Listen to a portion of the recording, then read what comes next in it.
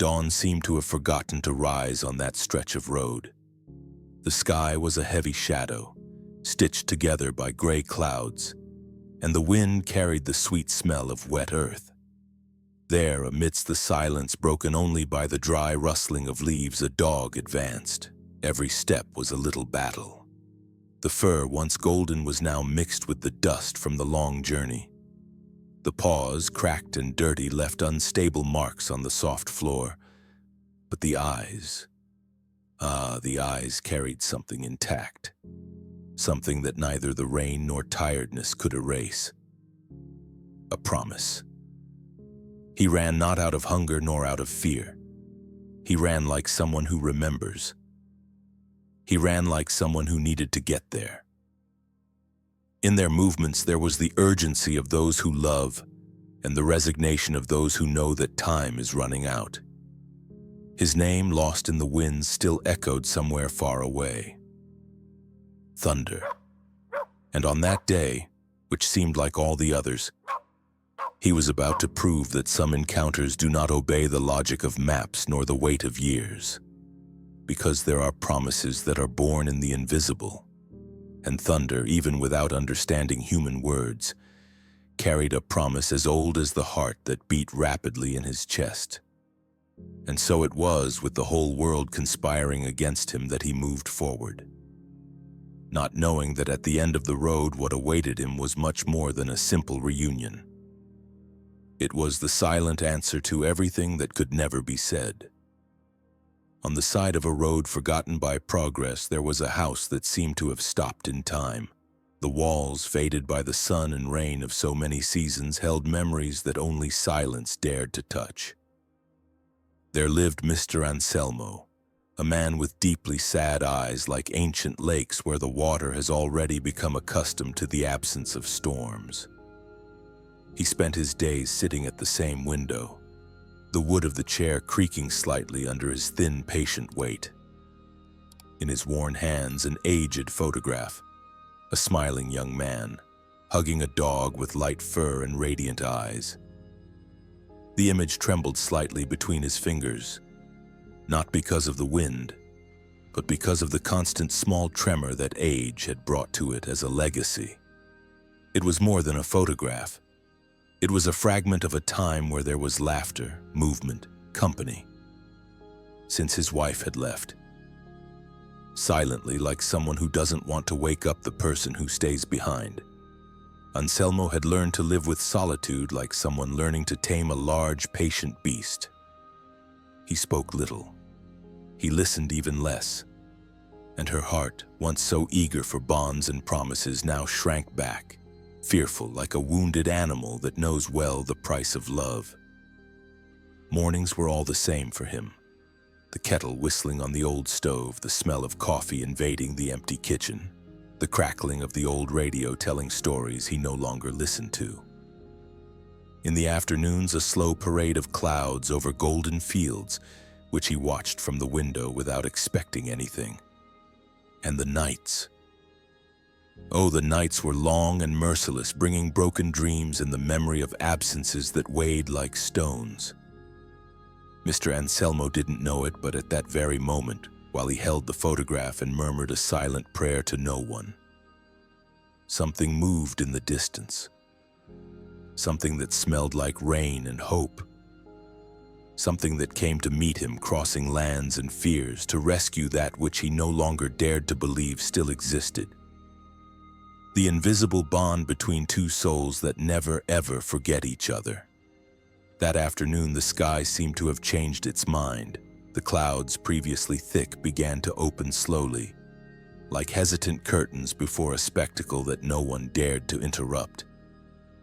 The wind carried a scent of wet earth, mixed with the smell of ripe fruit that fell lazily from the forgotten branches in the yard. It was into this dormant scenario that Thunder arrived. At first, just a figure on the road, hesitant like an off-key note in a very old song.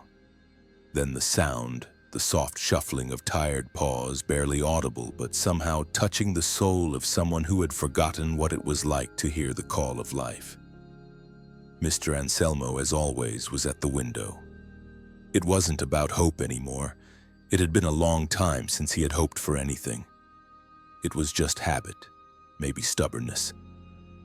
But at that moment, when he looked up, he saw what his heart had been slow to recognize. A dog, dirty, thin, with eyes burning a warm, silent light, standing before his gate. He didn't bark. He didn't beg. He just waited. Anselmo frowned suspiciously. Why there? Why now? Hesitantly, he moved away from the window, as if the view could be just another one of the tricks that loneliness was playing on him. But when he returned, the dog was still there, lying down like someone who knew that waiting was the most important part of the crossing. For hours, Thunder remained motionless. Only the slow movement of his chest, rising and falling with the weight of exhaustion, revealed that he was still alive. When night fell, dying, everything a deep blue, Anselmo turned off the lights in the house and went to bed, trying in vain to close his heart as well. But before he lay down, something impulsive, almost forgotten, moved his hands. He placed a dish of water outside near the gate, speechless. No promises. Night swallowed the house and the road fell silent again. But between the creaking of the ancient wood and the whisper of the wind in the cracks, an invisible bond began to form, delicate and subtle, like the first threads of a story that still insisted on wanting to be told.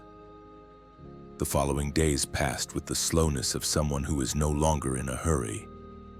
Thunder, without making a fuss, began to become part of Anselmo's everyday landscape, like a forgotten detail that slowly becomes part of the whole. There was no desperate barking or the typical insistence of a hungry animal. Thunder was just there. In the morning, Anselmo would get out of bed and walk to the window. He watched the dog, lying under the shade of an old tree, and something in his chest seemed to soften. At night, in the silence of the house, he heard the small sounds. Thunder's scratching at the door, the soft clicking of his paws on the stone floor.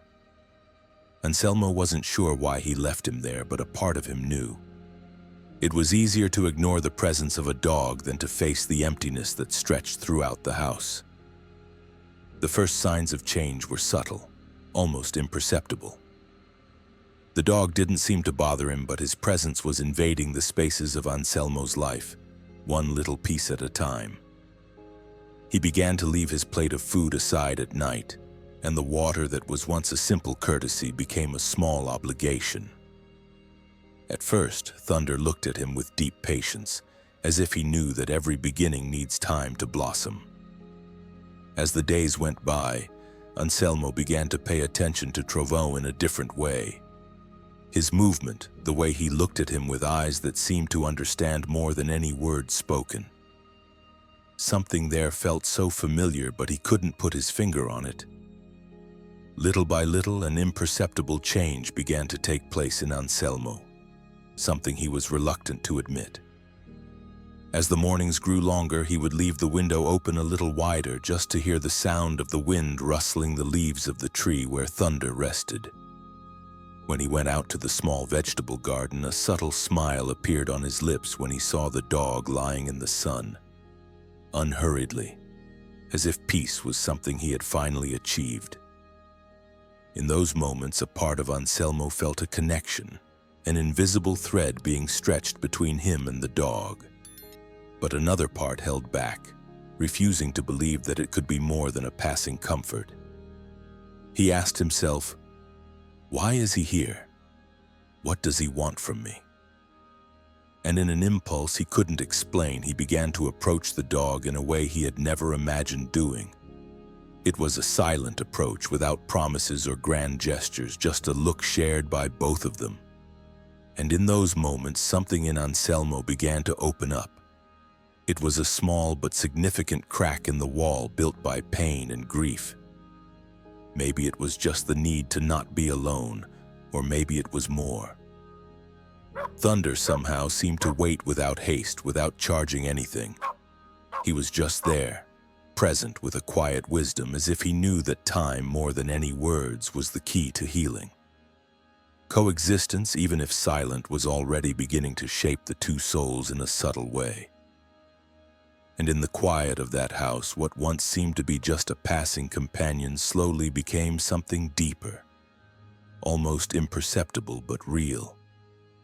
Spring arrived silently, like a kept promise. The trees began to dress in their fresh green leaves, and the countryside around Anselmo's house filled with the soft singing of birds. But for him, the seasons had long since lost their meaning. Until thunder. Until that moment. It was on an ordinary morning that the change, inevitable like all transformations that come with time, happened. Anselmo was in the garden, watching the shy flowers that were beginning to bloom, when he felt his heart tighten.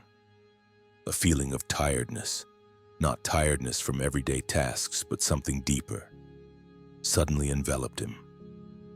He looked to the side, and as if he had felt the same, Thunder approached with slow but firm steps. The dog's eyes shone with a look that Anselmo could not understand. Something was wrong.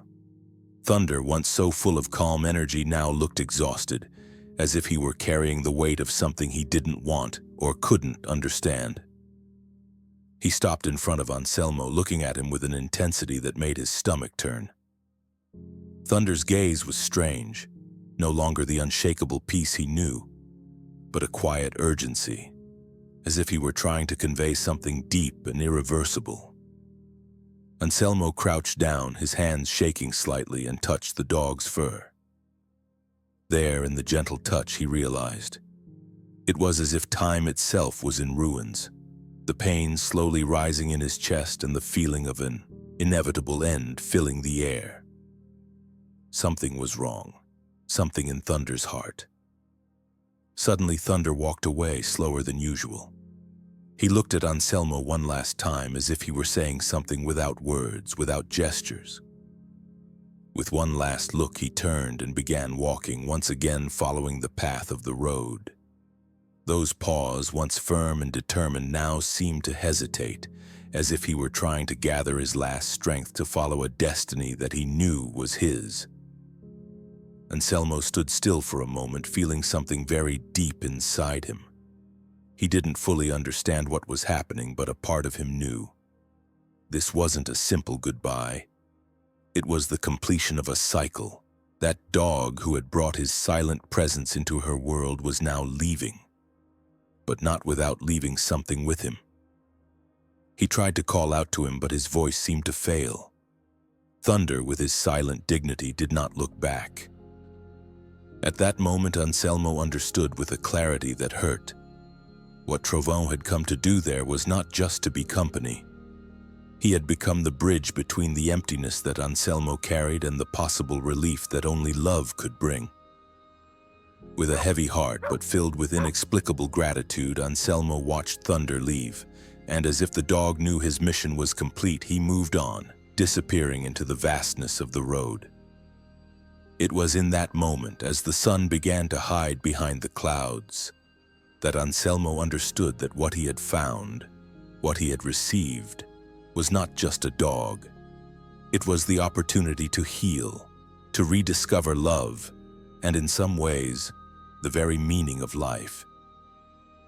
The silence in the house took on another form after Thunder's departure.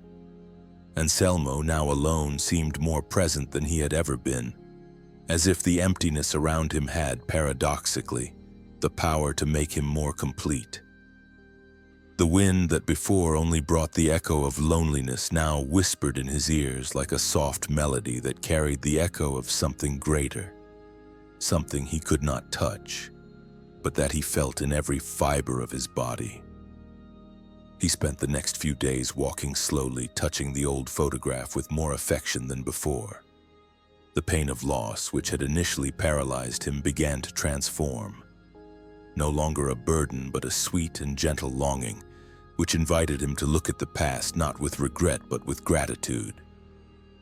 It was on a rainy afternoon that, in an impulsive gesture, he went to the road where Thunder had left him. The sky was cloudy, but the air had a peculiar clarity, as if the clouds were also waiting for him to understand something. He walked to the end of the road and looked at the horizon, where the earth and sky met silently and eternally. And it was there, at that point where the boundaries blur, that Anselmo felt a peace he had never experienced before. It was a peace built on the memories of a love that didn't need words to exist. He knew now that Thunder had not left him alone.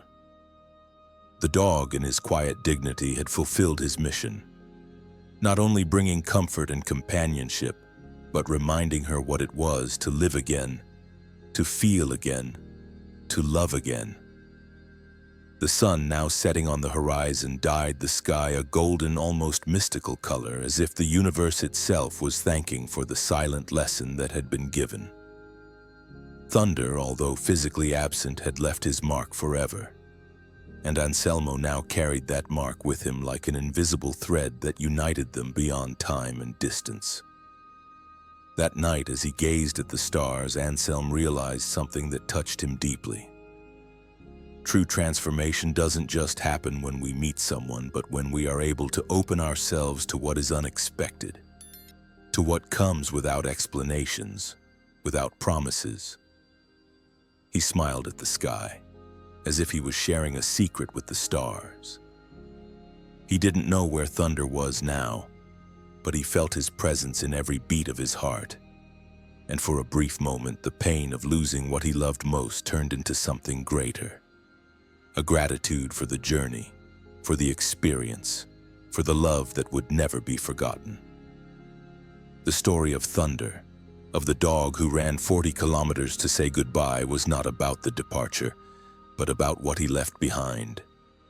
A restored soul, a man who had finally learned to feel again.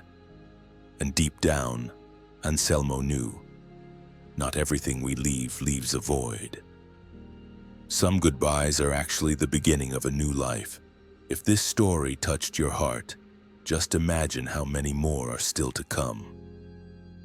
Here, every bark carries a new beginning, a second chance, a brand new life.